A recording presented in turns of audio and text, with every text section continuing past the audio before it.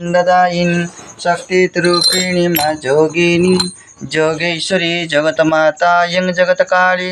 भगवतीष्टाय नमामि नम देवतायं नमस्तुते। जयतु तारिणी मागो जय हर चंडी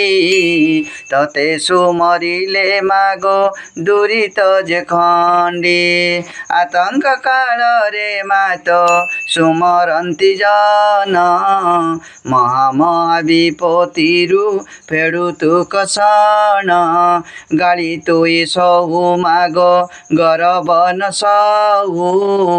आतंक काले प्राणी की कले आश्रा देउ जेते बेले प्राणी किल पड़ी थाए कष्ट तते सुमरिले मागो पिटाऊ संकट जय तु अंबिका मागो जय तु भवानी जय तु कालिका मागो धनुर्जनाशिनी एव समुद्रे मोर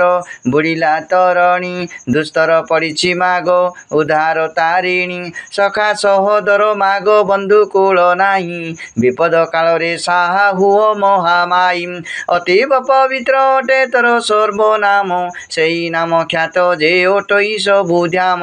जंकड़े रहिलु मागो सारला बोलाई काकटपुरे रहिलु मंगला जे तुही लह लह जिल्ला जे सिंधुरे मुख मंडी कोणार्करे रहिलु अभया राम चंडी पुरुषोत्तमे रहिलु विमला बोलाई बांकीरे रहिलु मागो नाम चर्चिकाई समलपुरे रहिलु नाम समलाई जाजपुरे रहिलु जे नाम बिरजाई पश्चिमे रहिलु मागो नाम हिंगोलाई भुवनेश्वरे रहिलु गौरी बलाई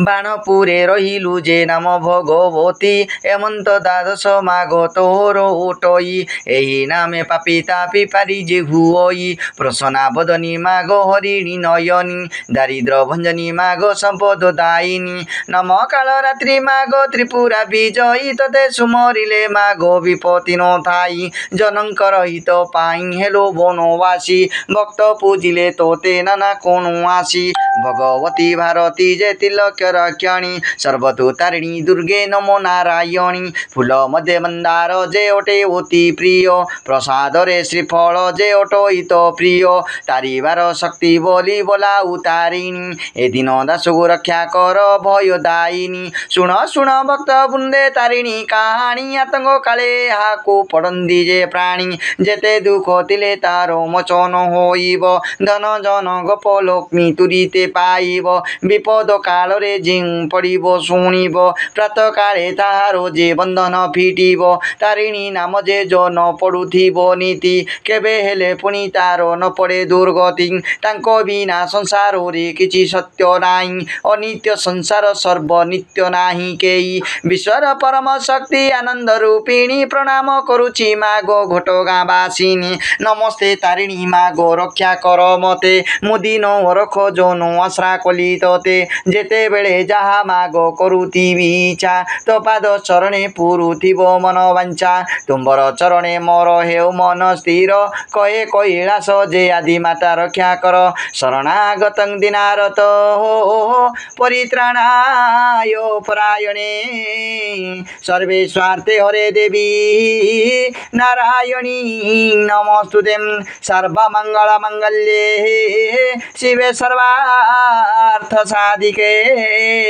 शरण्ये त्र्यंबके गौरी नारायणी नमोस्तुते जा देवी सर्वभूतेषु मातृरूपेण